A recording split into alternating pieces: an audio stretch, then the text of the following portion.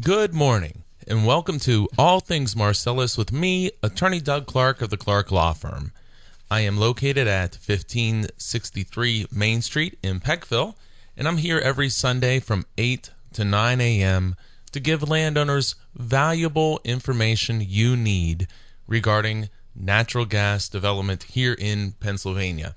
And of course, this is the show for landowners, and what I do at the Clark Law Firm is represent landowners and oil and gas mineral rights holders only, meaning no pipeline companies. I do not represent any gas companies, and exclusively represent landowners and oil and gas rights holders in oil and gas related matters. So again, at the Clark Law Firm, I do and have done literally hundreds of oil and gas lease negotiations, hundreds of pipeline right-of-way agreements with many, many different companies all across the state. Also, royalty issues, unitization issues. Been doing more work with clients who have issues regarding their property being contained in a production unit. Sometimes maybe it's not appropriately credited. Maybe their lease term provides language that requires certain unitization activity by the company, and the company is not fulfilling those obligations.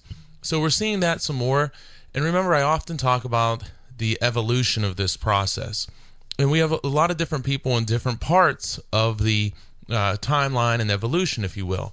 What I mean by that is we have people who signed oil and gas leases 5-10 years ago, and even further, but we have people who signed, say, 5 years ago a gas lease, 6, 7, 8 years ago.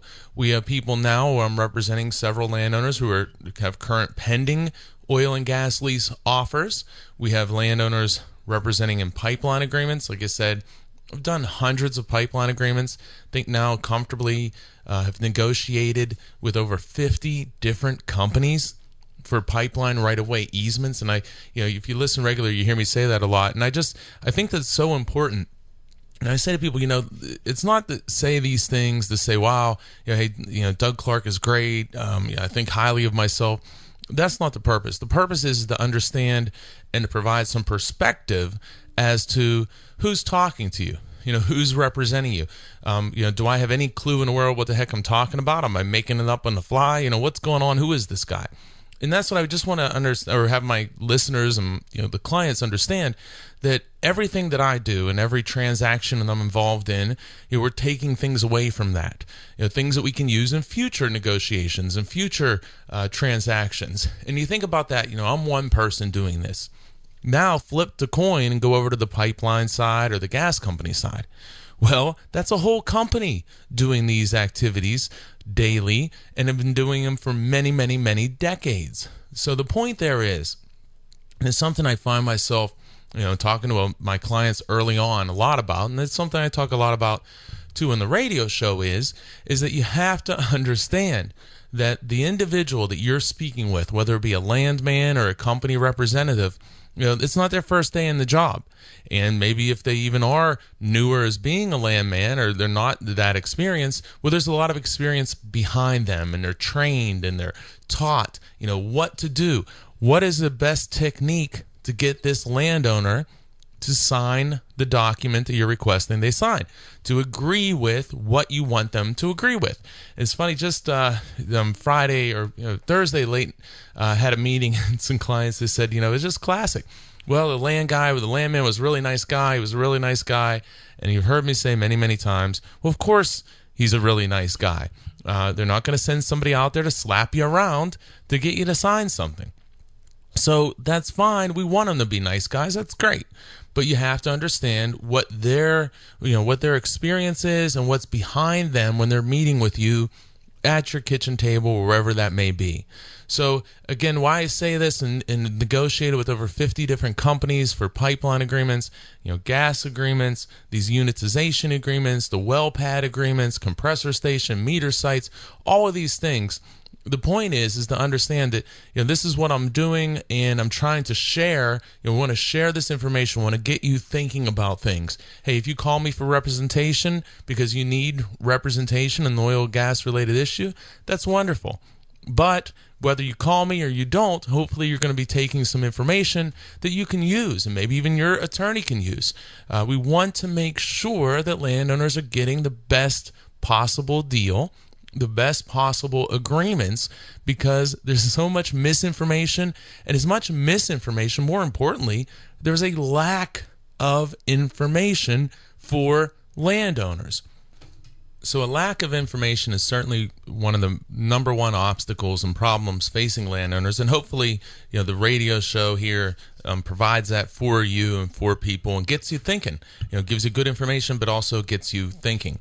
Again, I am Attorney Doug Clark. This is All Things Marcellus. I'm here every Sunday from 8 to 9 a.m., and this kind of leads into pretty excited. I've been talking about this, my heavens, it seems like forever, but tomorrow, Monday, I should be, by the end of the day, so if you go first thing in the morning and it's not there, don't panic, but go ahead and check it out anyway and see the improvements.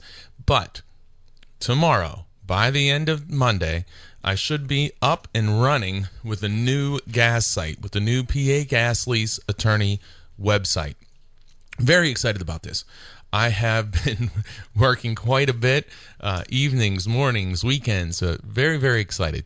And in fact, it's improved. There's more information out there. There's some more categories out there, some things to get you thinking, the top 10 items that landowners, mistakes that they make. A lot of great, I'm really excited because a lot of great information. And in fact, what I did in this, went back to the old PA Gas Lease Attorney website, went over there and literally kind of reworked everything. Started from the ground up. Blogs. I look back at the blogs, and I was surprised. I had boiled them down. I copied them. I pasted them into one giant document, and I made the typing real small. The font real small, like 9-point font, which is normally you see 12 or 14. So anyway, I did that and I printed. I started running the printer, and man, the printer's running.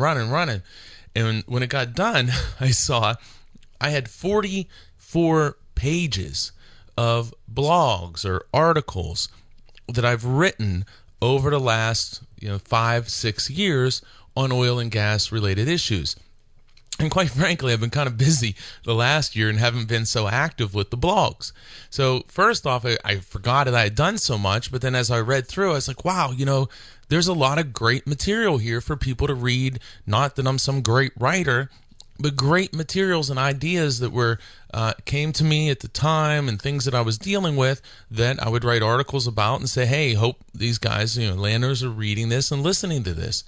So what I did was I went back and I looked and I said, okay, I love the word evolution. I use it all the time. So I go back and I say, this article is from 2010, the spring of 2010, or this article actually would have been, so I think spring 2010, later in the year and different times, 2011. So you know what? There's been some changes, and this material, though relevant, isn't as relevant as it could be. If you listen all the time, I say, be careful. We don't want to read articles from 2010 and apply what we learn or what we've read to 2014, 2015. We need to make sure, say earlier, it's all that ties together. We have the lack of information. We have misinformation. And the third factor is stale information, old information. We have to make sure that when we're relying on information and we have a resource, that this is current information. And that's important. A lot of people don't understand that. I get these calls all the time. I've done this research online, and here's what I've learned, and I need to get a pew clause, I need to do this, I need to do that. Well, hey, I applaud that. I say to everybody, please learn, get information, become informed. But you need to understand that what you're reading about in 2010, 2009, quite frankly, 2013 and 14 may not be the best information or may not be even relevant information for your circumstances today. The market in 2015 is a heck of a lot different than 2013, 12, and even 2014. So, what we want to do is we want to make sure that we're getting quality, recent, relevant information. So what I've done then is I go back and I look and I say, and it's funny, you remember even to times like writing them, and I go back and I say, okay, so I've taken them, I've pulled them all, and I'm going through a process of reworking them to bring them up to speed to make them more relevant for today. So where I used to have, I don't know, 60 pages of 12 point or whatever that number was of blogs, what I'm doing now is I think there's 3 or 4 up there now. I'm going to be adding to them probably every week or every couple weeks and reworking some of these older items to bring them up to speed to make them more relevant for today. So I say to everybody, go check out if you're interested in getting information, and if you're involved in Marcellus Shale, Utica Shale, or natural gas development, you should be getting information. Decide what you want to do with it, but get information. So you can go to the website, pagasleaseattorney.com, also pipelineattorney.com. Now I'm working on pipelineattorney.com. We're revamping that whole site as well, but started here with pagasleaseattorney.com. Go check it out. There's obviously areas in talking about representation, but for all the different subjects, trying to inform people, what do you need to be looking for? What are these agreements about? And why would you need an attorney to assist you in these things? And I'm very excited about it. I'm pretty proud of what we've done. There's been a lot of work gone in. Love the design. It's nice and fresh. But also, when you go there, don't just look at the tabs, but go ahead and check out the blogs and look and see if there's articles that you're interested in. And what most of these articles are, some tend to be more narrow, meaning that maybe they're about a specific issue with gas leasing, but a lot of them are broader based.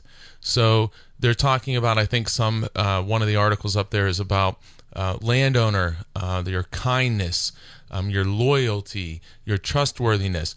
All those things are great qualities for people to have, but when you're involved in an oil and gas negotiation, whether it be for a pipeline, a lease, a well site, whatever, roadway, those are qualities that aren't going to be good qualities for you to have during those discussions.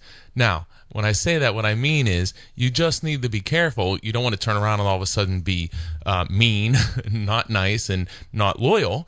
But what you want to do is understand that you can't let your kindness, your loyalty, your bond of being your word, you can't let that come into play, because you have to understand, keep those qualities, but the ground rules, what you're dealing with here, this process is a lot different.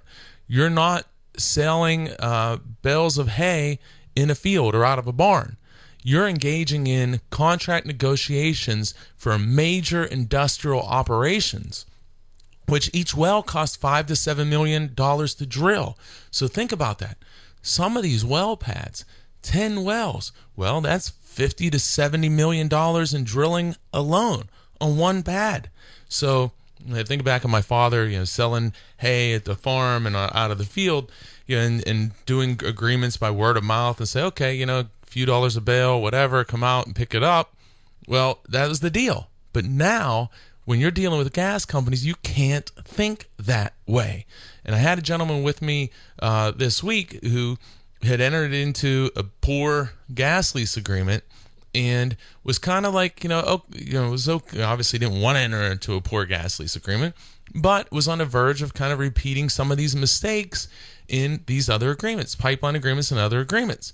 And I'm telling you, as a landowner, if you're out there and you have this history where you're signing things that the company presents to you, you're signing documents and agreements, you're going to become their go-to guy or girl.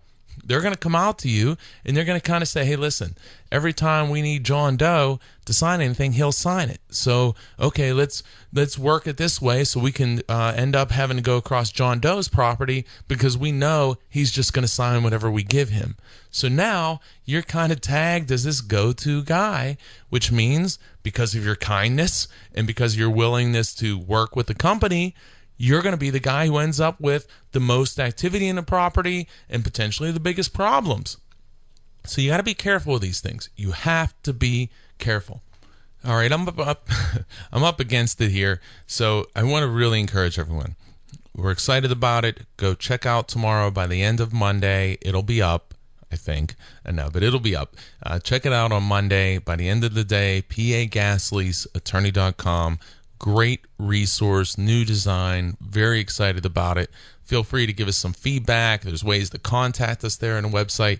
So really, really excited. Check it out, pagasleaseattorney.com. We get back, we're going to talk about some oil and gas issues. And I've talked about oil and gas lease issues. And we're going to talk about how the oil and gas lease serves as the foundation, or what I call the rule book, for future discussions and operations by the company. So your oil and gas lease, the one that you sign or will sign, that's kind of the rule book for your relationship with the company. And I'm going to explain that some more. We'll be right back. You're listening to All Things Marcellus with me, Attorney Doug Clark, and I am here every Sunday from 8 to 9 a.m., and I'll be right back after this break. Welcome back to All Things Marcellus with me, Attorney Doug Clark of the Clark Law Firm. Again, I'm going to tell you again, very excited. By the end of tomorrow, the website, pagasleaseattorney.com, the revamped and revised, better than ever website will be up and running. So please go check it out. Not for me, but for yourself, and maybe for me a little bit, but go check it out. Because really excited about it. A lot of information there, more topics, some more educational materials, reworking the blogs to make them more relevant and bring them up to speed. So make sure you check out the website. Very, very excited about it. Okay, as I said before, obviously a big part of the show, well, the primary focus of the show, from my perspective, is truly landowner information. We want to get good information out there. We want landowners to be informed, to be thinking about the items and topics that they need to be thinking about. From the landowner perspective. There's all this company perspective out there, but there's not a lot of landowner perspective. And that is what I'm here to provide, as well as through the website at pagasleaseattorney.com. Okay. I was talking before at the end of the last segment about how the landowner's oil and gas lease is the rule book for their relationship with the gas company. Very, very important. And it's a topic that I don't think people talk about near enough, and it's something that I don't think that a lot of people are looking at or considering. What do I mean by this? Okay. Once a landowner signs their oil and gas lease, that document now serves as their rule book in all future relations with the gas company. From items as to how a gas company can operate on a person's property, if at all, where they can operate on the person's property, what type of damages that a person is entitled to in the event that the company operates on the property, and how a royalty is going to be paid, and so much more. I mean, it's the basis of everything, of the entire relationship with the company. So you can imagine when a company is presenting you with an oil and gas lease, which is going to be the rule book for your relationship, and it's also a lease that they draft, that their attorneys create and draft, not out of the blue, but from an evolutionary process of leasing across the country for many, many, many decades. You can imagine that rule book or oil and gas lease that you're provided may be a little more favorable to the company than it's going to be to you. So what do we do about that? Well, we say, okay, here's this rule book company that really advantages or has a great advantage to you. What can we do to maybe make this a more fair situation? Let's kind of even the playing field here. What can we do? Well, here's the great lawyer answer. It depends. It depends. What does it depend upon? It depends upon what your negotiation leverage is. Sometimes it just depends upon the company and how they operate. Some companies are much more strict and are very slow to give landowners even what I would consider a fair lease to all parties. Some companies are really tough about that. Some companies are really, really difficult, and it kills me because I say,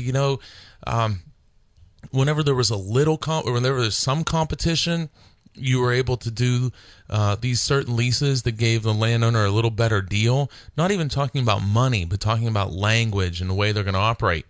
But now that you, company, have more leverage, well, you're going to flex your muscles and really say, well, landowner, we have all this property. We could go without you or not, so you decide. Take it or leave it.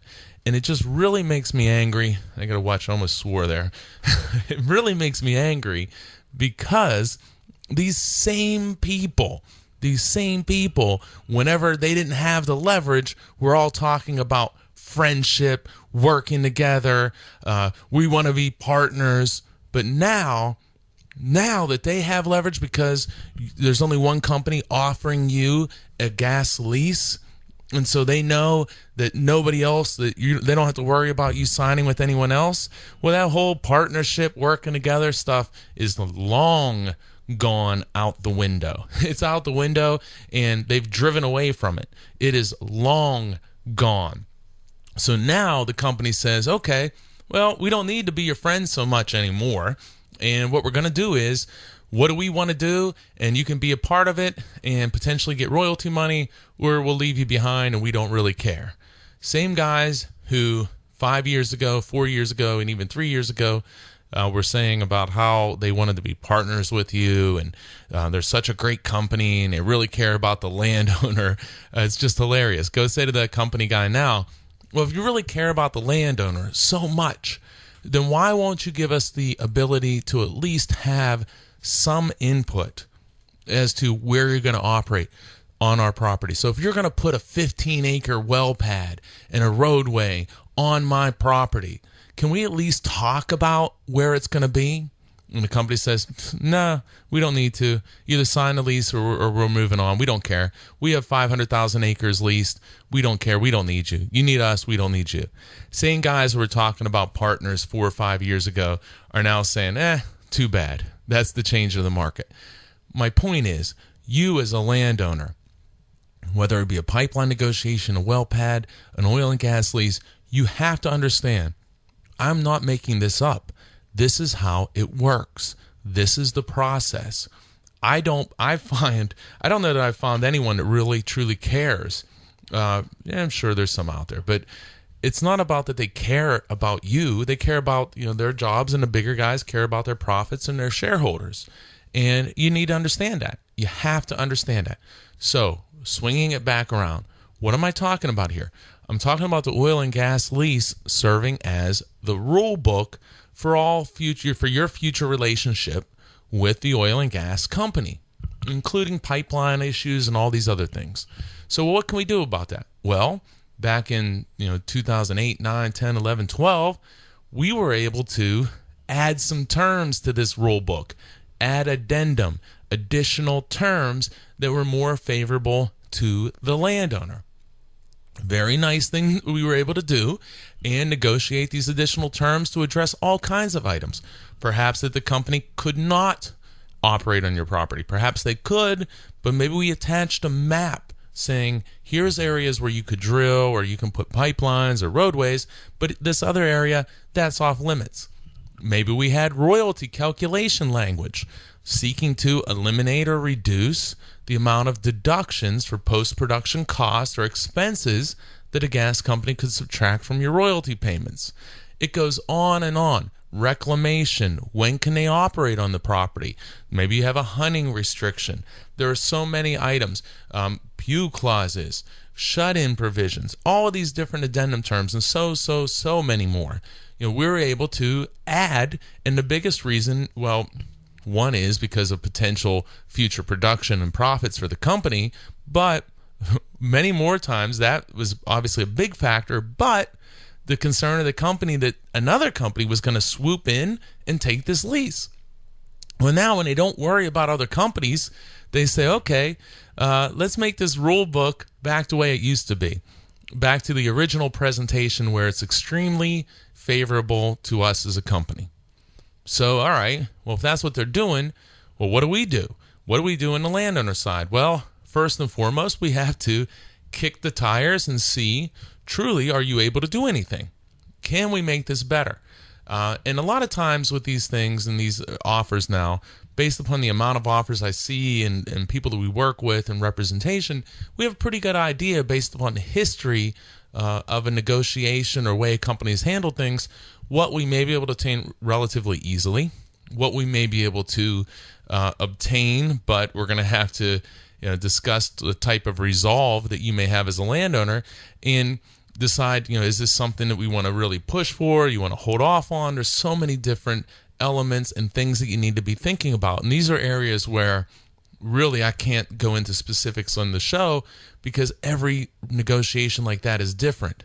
But maybe you're in this situation where the company says, look, we're not going to give you anything, take it or leave it, here's our lease form, here's a pen, sign or don't sign, we don't care. Now, generally they don't put it quite that harshly, but sometimes they do. Sometimes they don't put it that harshly, but that's what they're saying to you. So what do we need to do? Well, then you need to understand, what are you being offered? What are you going to sign? What may happen? And does this make sense for you? So it's a real personal, individual decision. But at the same time, you may have an agreement in front of you and the company may tell you, hey, we're not going to change this. But when I say the company, that's a land guy. It's a landman out in the field. And maybe there are some changes. And based on other agreements and other times working with this company, pretty confident there's some things that we can do. And those things that we can do may result in significantly more compensation for you as a landowner, or they may be important limitations as to how the company can operate on your property. Meaning, do they have complete power to go anywhere, anytime they want? Can you have some input if there's going to be some company activity? Can you have some involvement? Can you have some discussions? Can they work together? And that's one of the things, that really, really drives me. Is a company says, like I said before, I'm going to try not to go too far down this path, but this thing just kills me. Where a company says, oh, hey, yeah, we're partnerships. We want to be partners. We want to be partners. Now here they come offering gas leases now when the market's different. And you say, hey, company, I'd like to have the ability to have mutual consent on the location of any well site or access roads or even pipelines on my property. Mutual consent, meaning that we both agree where the location will be. Now, obviously, if you just had straight mutual consent, a landowner could always say, well, I'm not going to agree to that. Company says, hey, we want to put a well pad here, a roadway here, a pipeline there, whatever that may be. Landowner says, I don't consent to that. I don't consent to that. You need mutual consent, and I'm not providing it. Well, very common, and it's in virtually every one of these agreements, that it's mutual consent, but the landowner cannot unreasonably withhold their consent. So they have to agree, there has to be mutual consent between you and the company where the well pad, roadway, or pipeline may be, but you can't unreasonably withhold consent. Well, it comes down to what happens is sometimes a company may say, we want to put this pad location here. And the landowner says, well, I don't want it here. I want it back in this other area. Maybe that's a swampy area of the property, or it's an area where it's just not practical to construct the well site or roadway or pipeline in that area. So the landowner, then the company says, hey, you're being unreasonable and you're not allowed to be unreasonable in these discussions. Now those terms can work out very well and a landowner gets some input, but the reality is at the end of this process, if the company says, hey, landowner, you're being unreasonable, the company still has the power to say, okay, we're going to go ahead and do this because we think you're unreasonable. Then if the landowner says, I'm going to contest this, well, what happens? You end up in court or arbitration. But the reality is most landowners aren't going to end up in court or arbitration. Either an agreement is going to be reached, or the landowner says, this isn't going to be to my best interest to go ahead and to fight this issue. So what we have then is just by having this mutual consent not to be unreasonably withheld, at least it brings everyone to the table to have these discussions, to explain why. Sometimes some of the clients, there's like a burial site on the property. There's a lot of different reasons that can be very legitimate. And obviously a company isn't going to come up and dig up a burial site if they're aware of it. But an example, maybe, hey, we want to move this even further away from this area. We want to be at the table engaged in discussions. And why in the world would a company be afraid of that? We want to be a good company. We want to be a good citizen. We want to be all these things. Well, then part of that process, shouldn't you be obligated to come and sit down and talk to us as to where you want to operate so we can try to see if we can work out something that works for everybody? Or do you just say, hey, look, you have no leverage. We're the only game in town. We have 300, 400, 500,000 acres. We don't need you. Sign this. We'll include you. Otherwise, see you later. We'll just develop everybody else. We're not going to give you anything. And unfortunately, it's just something that I'm seeing more of, and that's why it gets me fired up.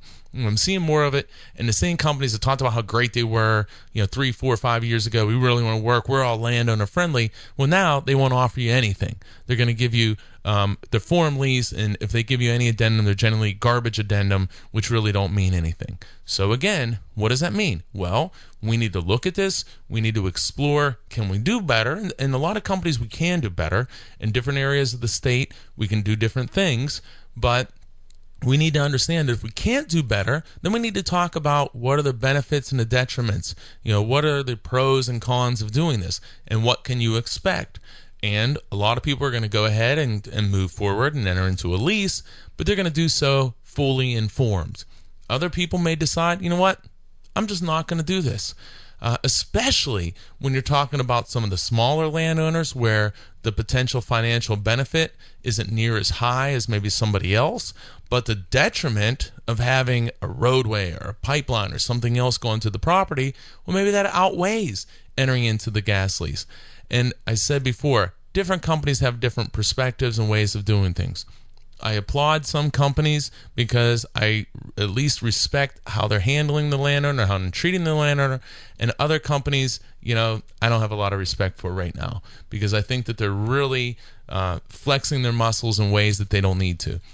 I certainly understand that you have a leverage company and you want to use it, and I understand that. But at some point in time, there's no reason to go that extra step and make this agreement even more burdensome to the landowner when all these other people you signed have better agreements, but just now, for whatever reason, and sometimes the company just didn't get to the property and wasn't able to develop the lease, so that lease expired, and now the company comes in and says, here's a form lease, take it or leave it.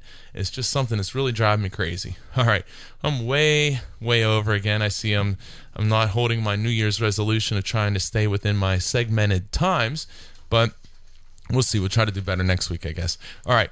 I'm going to be right back after this break. I'm going to talk about, I was talking about this gas lease and the rule book. I'm going to talk about some terms in some sample leases and explain, what that impact can be and will be potentially, I guess, in the future. I'll be right back after this break. You're listening to All Things Marcellus with me, Attorney Doug Clark. I'll be right back. Welcome back to All Things Marcellus with me, Attorney Doug Clark. Again, I'm here every Sunday from 8 to 9 a.m., and tomorrow, Monday, big day, we are going to have the updated, revamped PA Gas Lease Attorney.com website up and running. So make sure to check that out. Got a lot of new material on there, reworking some of the blogs, bringing them up to make them more relevant based on today's market and today's circumstances. So I've been doing a lot of work on the website and really think it's going to be a good resource for landowners. So make sure you check out pagasleaseattorney.com. Okay, so I've been talking about, and I'm finally going to circle back to make some sense out of this, I hope. I've been talking about the gas lease being a rule book. And what I mean by that is whenever you sign a gas lease and a company then knocks on your door and says, we want to put a pipeline, we want to put a well pad, a roadway, whatever it is that they want to do, then you go back to the rule book or your oil and gas lease to determine, does the company have the right under your oil and gas lease to do what they are requesting? That is step one. Step one, but there are many more steps. What happens is landowners say, okay, well, are you entitled to do this? Well, what'll happen, and this falls back to the company landman may say, yes, we are. We're allowed to do it because of your oil and gas lease. And what happens here, and this is where it gets really tricky and where it becomes very important that you understand your rights as the landowner and that you're getting some assistance from somebody who understands this process and can give you good guidance. And here's what I mean. This is an example. So a company we'll say we want to put a pipeline across your property, and we're allowed to do that because of your oil and gas lease. Well, that may be true. Flat out, maybe it isn't true, but it could be true. But even if it is true, that's not the end all of the analysis. There is more that you must look at. And it could be a pipeline agreement, it could be a roadway. There are more things that we need to look at. There are a lot of ways that you can say something that is true, but not obviously tell the whole story. And I see this all the time today when landowners are approached for roadways and pipelines are the most common example. And so what do I mean by that? Well, maybe your gas lease allows for a roadway or a pipeline, a roadway that's going to go to a well pad that has wells that are going to be servicing, or you're going to be part of a unit of production that includes those wells. Well, if your lease allows for surface activity, then it's probably going to allow for that type of roadway. However, and this is a major however, take a roadway to a well pad. That roadway, in most cases, although it may be allowed to go and drill your wells, that roadway probably can't be used to go drill other wells. But if you sign a roadway agreement, that roadway can be used for anything, essentially anything at all. So if that roadway is going across your property to a pad on a neighbor's property, well, if that pad on the neighbor's property is going to drill wells that are only going to include your property, well, then ultimately you can't refuse it. Well, you can refuse, but ultimately they can go ahead and do it under the gas lease. However, if that neighbor's pad has 10 wells that are going to be drilled, and 5 of them are going to be drilled into a unit that you're involved in, but the other 5 are going to be drilled in a unit that you have no property included, well, in most cases, the company can't do that.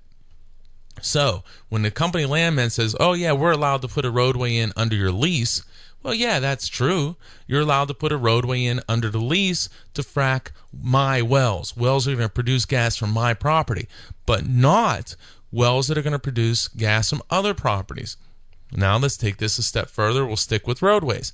Say this roadway goes to your neighbor's pad. Well, now there's another pad a half a mile away or wherever, and what they're going to do is they're going to use the roadway across your property to go to the neighbor's pad, and then also they're going to link that roadway and they're going to just keep on going, and they're going to go to another pad. So you're going to have the truck traffic and the activity going across your property and the roadway to your neighbor's pad, and then it may continue on to another pad or even others. So now you've created a little bit of a, we'll say an interstate. You've created a traffic flow on your property by signing this oil and gas lease, by signing this roadway agreement, because you thought that you had to do that. Well, you don't have to in a lot of cases. And so if they're going to go ahead, and actually you never really have to, because the company can go under the lease. One of the things that's funny is, and sometimes people call this bluff, and this gets very complicated, and this is a general discussion, not specific advice.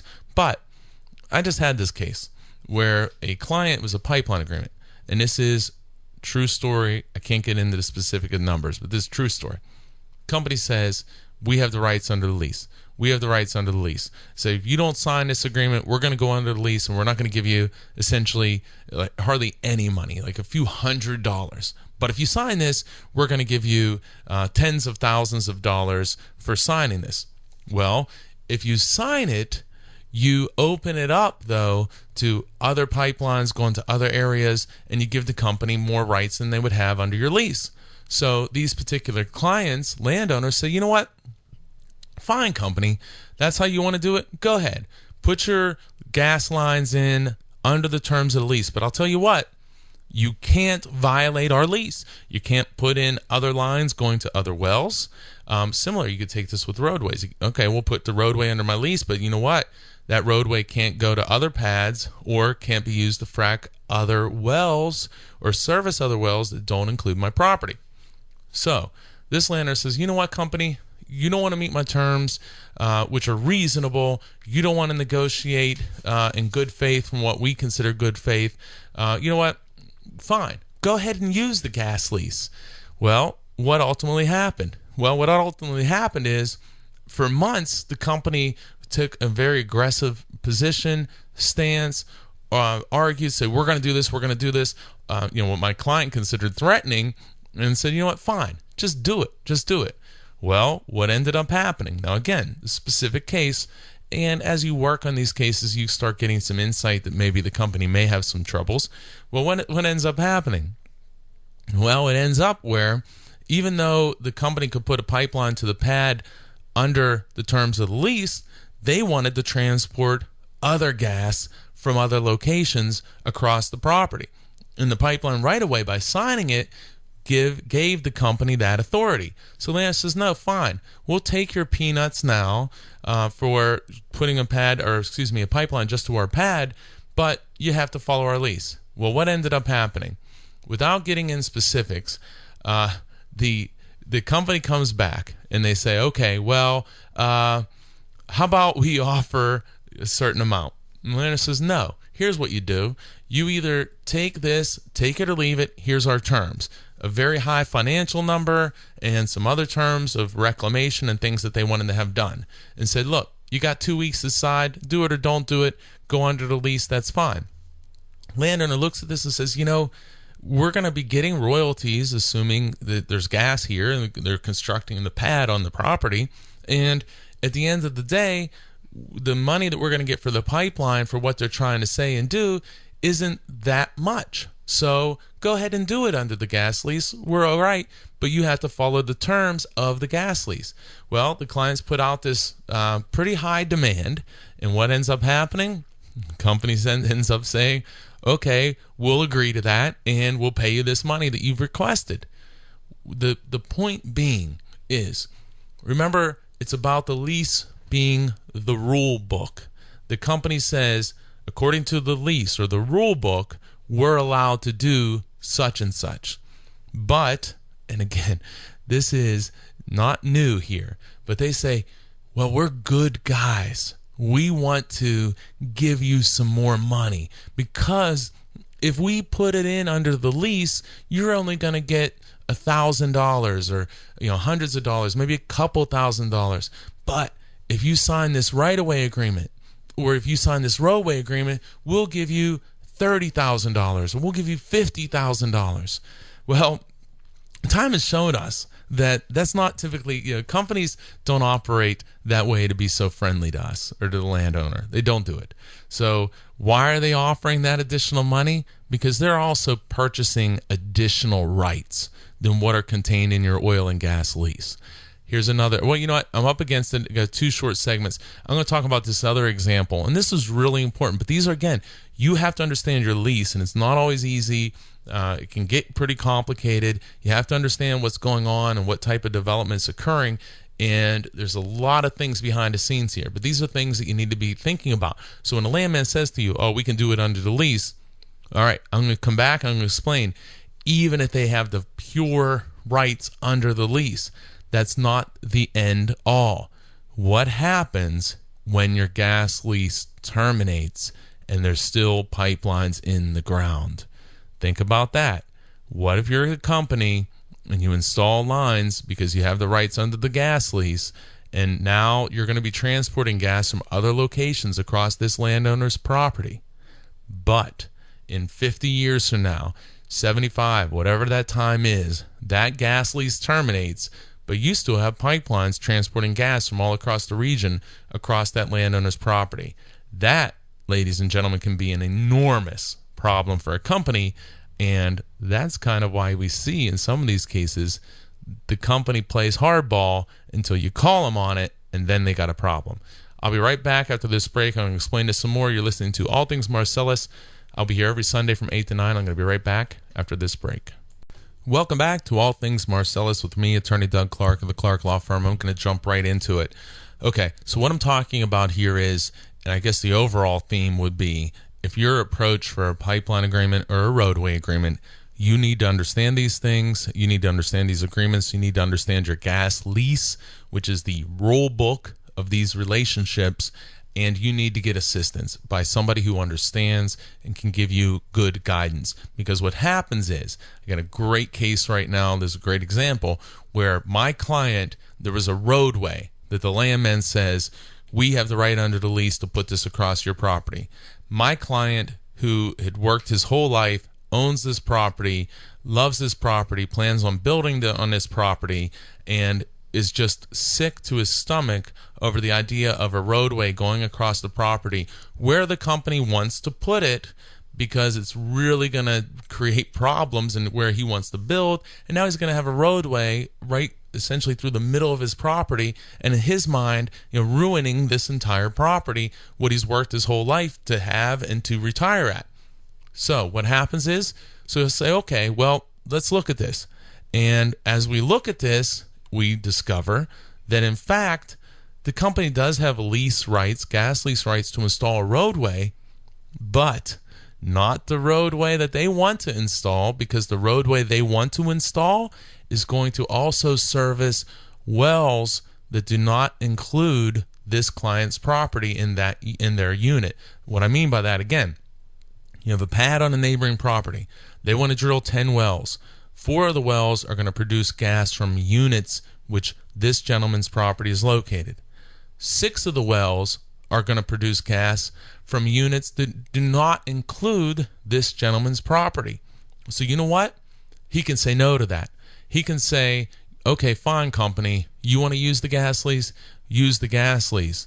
But you cannot develop any other wells by using my roadway. So what does that mean? Well, the company can go ahead and use the lease. And here's what's crazy is the offer for the roadway agreement, and I can't even hardly can say this, but the offer for the roadway agreement was $750. $750. Insane. Thank heavens, this gentleman didn't just believe, oh yeah, we can do this. Here, we're trying to give you $750 because we're nice. We're doing this because we're nice. No, you're doing it because you want to trick this gentleman to sign this agreement because you tell him he has to, and you're throwing $750 to him saying that you're trying to be nice and give him money when, and the reality is, shame on you. And if you understand what you're doing, super shame on you. If you know what you're doing, that's a bad situation. And again, I couldn't sleep at night doing it, but, maybe some people can, I guess. So the point is there, I don't care what they say to you. If they say, I want to put this pipeline there, we're going to put this there, we have the rights, or I want to do this roadway, we have the rights, or whatever that case may be. If you don't like it especially, you need to test those statements. It is not the worst thing in the world to have a company operate in the future under the terms of your gas lease, your rule book. Circling that around, though, but you have to make sure that you understand your circumstances. It's not some general advice across the board, but I'm telling you that there are many cases that I'm involved with where sometimes you just say, you know what, company, go ahead, follow the terms of my lease. I'm not afraid of that. Follow the terms of my lease. Following my lease is not a threat to me. I signed a lease, I'm willing to live with it. So if they're willing to offer you money for a pipeline or a roadway or any of these items, you need to understand, why are they doing this? And do I have the ability to say no or negotiate a higher price and understand what your rights are? Now, if it's a roadway going right to the well pad on your property, maybe a different circumstance, but you address those circumstances. But anytime a company wants you to sign a roadway, pipeline, or any other agreement, you do need to get quality, experienced counsel, legal counsel to assist you and let you know your rights. Because in this case, this roadway is not going to go in here. This gentleman is so happy because this roadway isn't going to happen.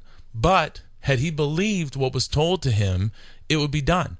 He would have signed an agreement. He would have got $750. That actually would have been eaten up in taxes probably in less than 2 years for clean and green violation. And nobody's telling him these things. Nobody's saying these things. So circling back to the radio show, think about these things. There are so many traps. The traps of the leases, following into these traps in the oil and gas lease process. Do you think they ended there? No. There are many, many more pitfalls and traps ahead. So we go back to that rule book. So let me tie all this together if I can. So I say about the gas lease being the rule book.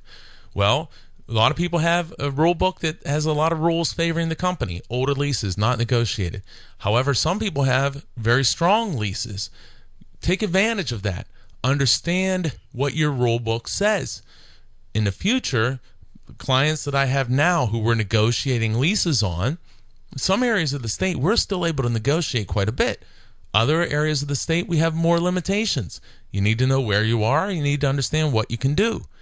But we want to get as many rules as we can that are going to favor you, the landowner, whenever the company knocks on the door in the future and wants to operate on your property. So we want to bolster that rule book and that gas lease to put some favorable terms for you, the landowner. Now, we're sitting here 2015. Well, we have now a lot more development to look at. We can look at what are common problems that we see with landowners who entered into gas leases and now are seeing roadways, pipelines, well sites, other facilities. Well, what are we seeing? We look back and say, boy, wish maybe we had something different in the gas lease so we could have addressed this issue. So what do we do now? We take that knowledge and we apply it to the current oil and gas lease negotiations. If we can't obtain terms and language that we would like to address what we're seeing now as some common problems, well, what does that mean? Well, if we can't obtain it, I always say, we can't keep beating the guy over the head because he won't give it to us. What we do is we talk about it and we say, listen, here's a common problem that landowners report to me. Here's something that I'm seeing very often. We've attempted to address this directly in the oil and gas lease, but the company refuses to agree to add any language that's going to be beneficial to you as the landowner. So, if you're going to sign this lease, you need to understand that you may have a potential issue in the future where the company's going to operate in an area of your property that you don't want them to. That the company is going to come in and put a roadway or a well pad somewhere where you don't want it to be, and you're not even going to be able to have the ability to communicate with the company to try to see if you can work on an agreement to maybe shift it to an area that still will be on your property, but certainly a better area for you than what they were originally planning. So if you understand that and you're able to, you're willing to go ahead and make this agreement, but understanding that, then you go ahead and do it. So in the future, if the company comes back on and they say, knock, we're going to go here, and you say, oh man, okay, well, first thing you're going to do is call me, and I mean that to make sure that they can do what they're saying to do, but if they're going to do that and there's not something you can do to truly stop them or not agree, well, you were aware of that and you understood that, you understood the risk, and you understood what you were involved in when you signed this agreement. So we can't make, there is no such thing. I haven't seen a perfect agreement yet for a landowner. But what we can do is we make it the best possible agreement we can, regardless of whatever that agreement is. We make it as strong as we can. And we understand where there's weaknesses, we know where they are, and we understand what that may mean to us in the future. And then we make an informed, intelligent decision whether to sign or execute the agreement in front of you. That's how you handle these matters. And a lot of times there's a lot of things we can do.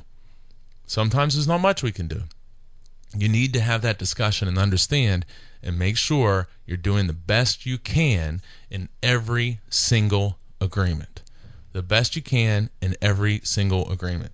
All right, coming up against it, I want to remind everybody, by the end of tomorrow, Monday, we will have up the revamped, renovated, brand new, all new pagasleaseattorney.com website. pagasleaseattorney.com. Check it out, everybody. Again, Doug Clark here every Sunday from 8 to 9 a.m. Have a great week, everyone.